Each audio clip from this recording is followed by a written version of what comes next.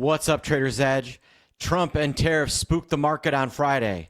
Or did they? I'm going to break down exactly what happened on Friday and why, and how I'm trading it going forward, as well as what you should be doing about it on Monday. So with that, let's dig in.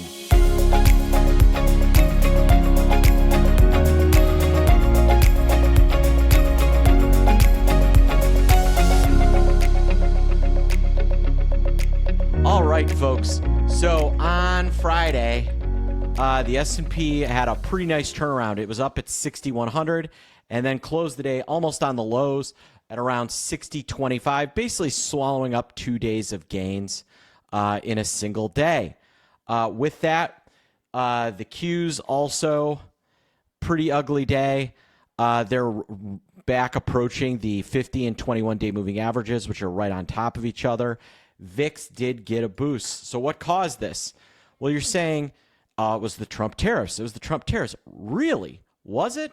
Let's take a look at the big losers from Friday. Amazon took it on the chin. Apple was down 2.5% and is back below the 150-day moving average. Google got smoked. Tesla got smoked.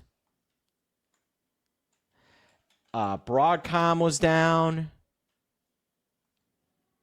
And even Microsoft was down. The only one that could even get close that seems to be able to walk on water is Meta.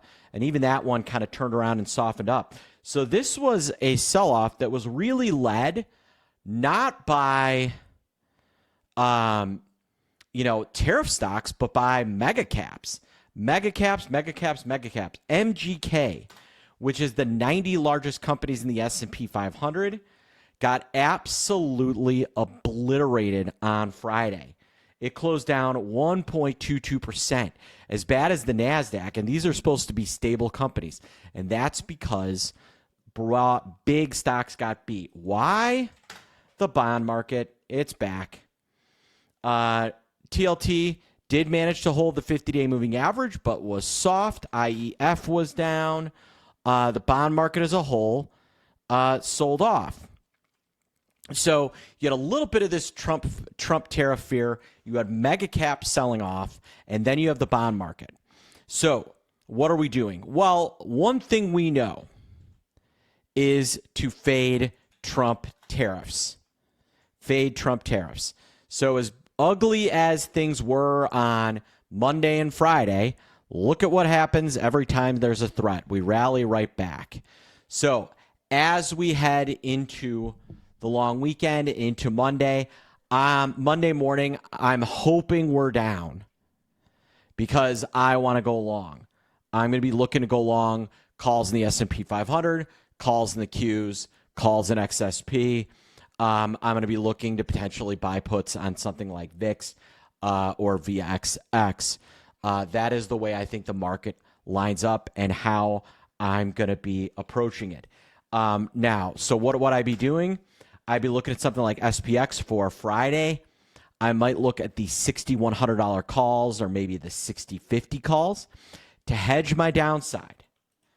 I think there's real downside risk in Apple right now. The earnings weren't that great.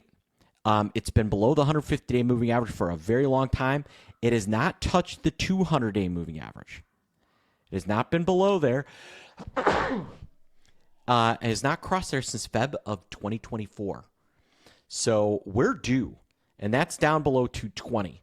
So I would be buying puts on Apple, going long either SPX or the Q. That is my approach. Just real briefly looking at VIX, one reason not be overly concerned is as bad as Friday was, VIX stayed in a nice contango, so it's still saying, it's going to be all right. So I'm not overly concerned. So there you have it, folks. There's my game plan. There's what's really happening with the markets. You've got an opportunity to join Alicia's Pitchfork class. You can sign up here, or if you're watching me on YouTube, please like, subscribe, leave a question or comment, and I will make sure to get to it. All right, folks, I hope you have a great weekend. I am Mark Sebastian. I am your only option.